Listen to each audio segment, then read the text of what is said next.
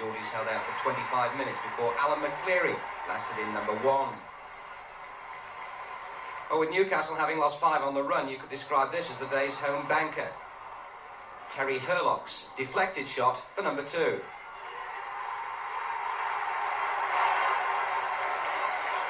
Tony Cascarino got his 10th of the season, the first of 2 particularly well-taken goals in the second half. Millwall's unbeaten home record was never threatened.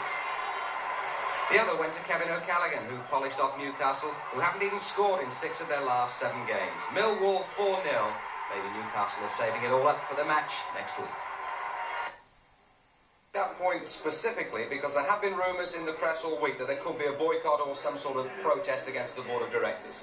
All in all, feelings are running pretty high at St James's Park this afternoon. This is a crunch match, make no mistake about it. And here to see it with us, a one-time local hero of debatable popularity these days at St James's Park, Paul Gascoigne of Spurs in England. Welcome, Paul. Your pre-match thoughts? I think it'll be a very tough match. It'll be a well-fought match. Over the 90 minutes, you know, it's a chance for both teams to show the public how they're actually doing what's Newcastle and Man United, how they can play. You know, it happened for us last week where we were getting a lot of stick, and I think we just got the result we needed on television, and just to show people who don't go to Spurs matches that we can play football. Great opportunity for these two sides today to show that they're not as bad as a lot of people think. Right, let's join our commentary team now. It's Graham Taylor, the manager of Aston Villa, and Martin Tyler. Thanks, Elton. Good afternoon, everyone. Well, Newcastle have Dave Beasant in goal, captain here, just as he was at Wimbledon. John Anderson wears 2, though he'll play in the centre of defence. Left back, Brian Tinian, Newcastle born and bred. Then David McCreary, who began his career with Manchester United.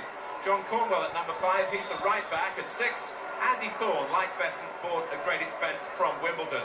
Then John Hendry, another summer signing from Bradford City. Liam O'Brien effectively walked out on Manchester United only 2 weeks ago.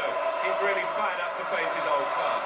Like O'Brien, Rob McDonald is making his home debut today. McDonald once at Hull, back in England after 8 years in Dutch football. Then the Brazilian Mirandinha, unpredictable but a potential match winner. And 11, Lee Payne. 3 months ago he was working on a building site in Hertfordshire.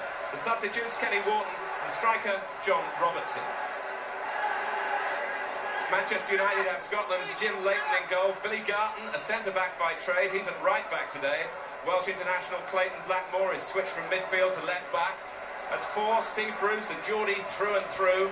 Into midfield comes 20-year-old Tony Gill, who starts the First Division game for only the 2nd time. Mal Donaghy's at 6. He's quickly settled into his dependable style after his move from Luton. Brian Robson, of course, at number 7.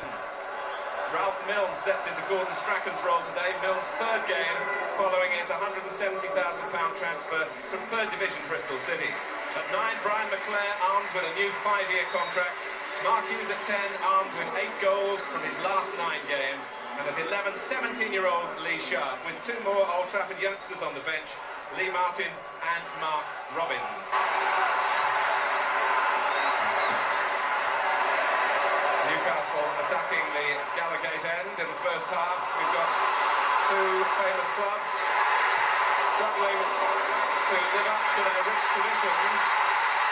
And Newcastle with a positive start involving John Hendry down the right.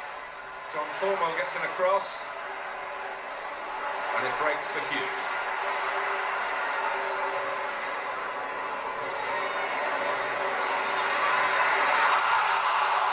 Both sides for different reasons, and from a personal point of view I don't really know how the game's going to go, and it's going to be very interesting to see how it develops. Certainly Newcastle will look for big Rob McDonald in the air, 6'3". Anderson has the shot. A really big day for Lee Payne on that far side, wearing 11.